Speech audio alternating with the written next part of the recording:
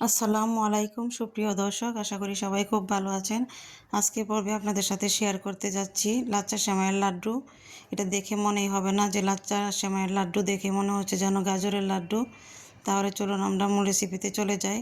লাড্ডু তৈরি করার জন্য প্রথমে আমি একটা চুলায় প্যান বসিয়ে 1.5 টেবিল চামচ ঘি দিয়ে দিচ্ছি।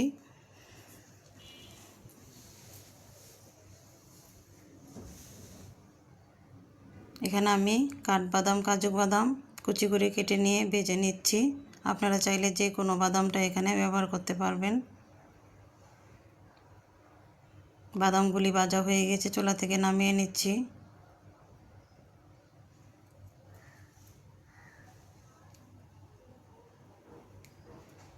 এখন এখানে আরেক টেবিল চামচ ঘি দিয়ে দিচ্ছি একই প্যানে। আর এখানে দিয়ে দিচ্ছি 200 গ্রাম লাচ্চা সেমাই। 1 প্যাকেট লাচ্চা সেমাই আমি এখানে দিয়ে দিচ্ছি। নেড়ে চেড়ে লাচ্চা সেমাইগুলি ভেজে নিচ্ছি। একটু সময় নিয়ে আস্তে আস্তে সেমাইগুলি ভেজে নিতে হবে। 2টা এলাচ, 2টা দারচিনি দিয়ে দিলাম।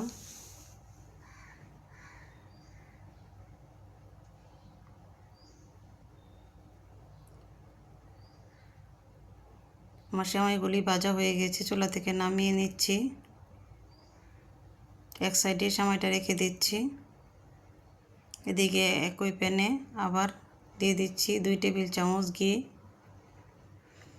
এই লাড্ডুতে ঘিয়ের পরিমাণটা একটু বেশি দিতে হয়, তাহলে লাড্ডুটা খেতে ভীষণ ভালো লাগে। তাই আপনারা অবশ্যই ঘিটা ব্যবহার করবেন। দিয়ে দিচ্ছি 1 কাপ কোরানো নারিকেল। নারিকেল কোরানোগুলো আমি ঘিয়ের সাথে ভালো করে ভেজে নিব।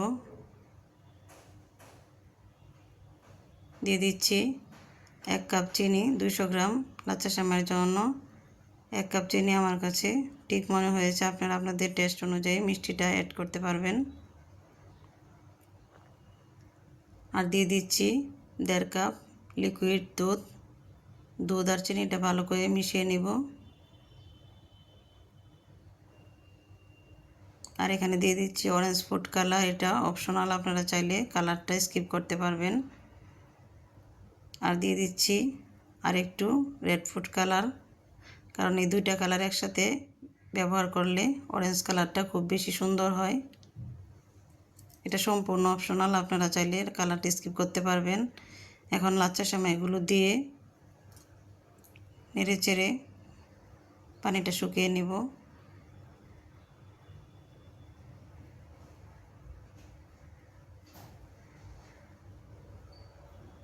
যতক্ষণ না পানিটা শুকিয়ে আসছে ততক্ষণ আমি নেড়ে চেড়ে যাব। পানিটা শুকিয়ে এসেছে, এখন আমি এখানে আগে থেকে ভেজে রাখা বাদাম কুচি অ্যাড করে দিচ্ছি।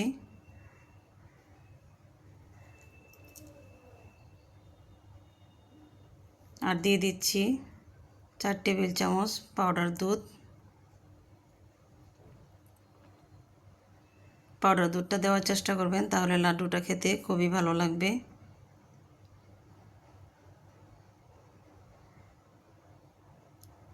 আমার লাড্ডুর মিশ্রণটা রেডি হয়ে গিয়েছে। আমি এখন লাড্ডুর মিশ্রণটা চুলা থেকে নামিয়ে নিব আর লাড্ডুগুলি বানিয়ে নিব।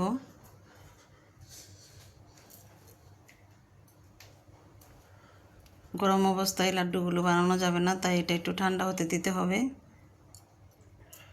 ঠান্ডা হয়ে গিয়েছে, এটা একেবারে ঠান্ডা হবে না, কুসুম গরম অবস্থায় লাড্ডুগুলো বানিয়ে নিতে হবে।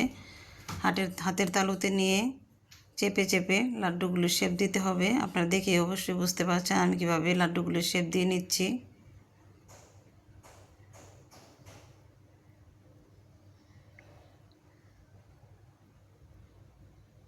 একটু চেপে চেপে দিতে হবে, তাহলে লাড্ডুগুলি খুব সুন্দরভাবে শেপে চলে আসবে।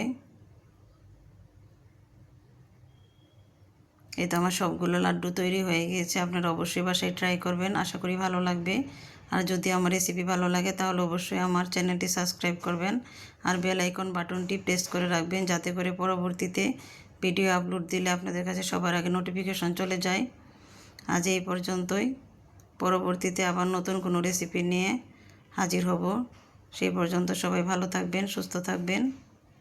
নিরাপদে থাকবেন। আল্লাহ হাফেজ।